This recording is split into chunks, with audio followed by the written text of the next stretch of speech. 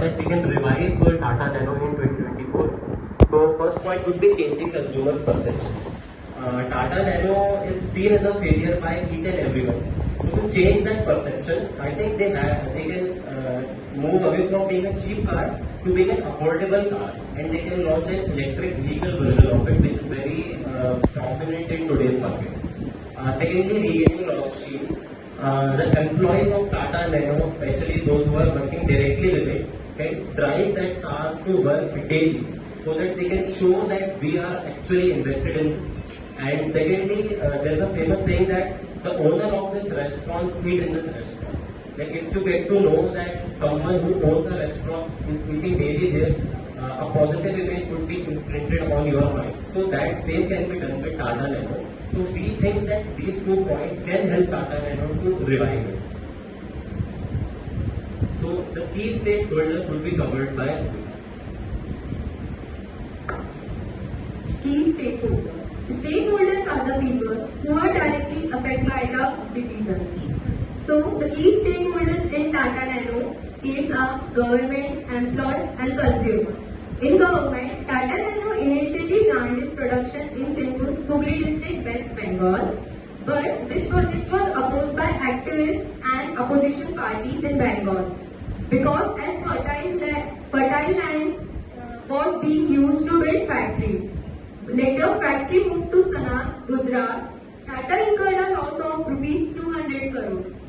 In employee, Tata estimated around 250,000 vehicle production annually, which required a lot of resource and training.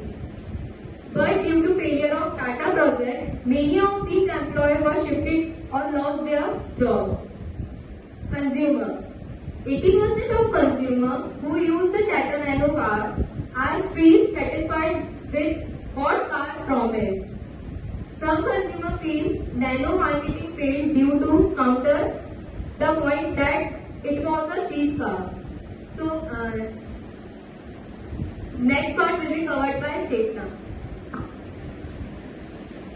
Tata Motors projected production of 250,000 annually, but in peak sales year, they have only sell 80,000 cars.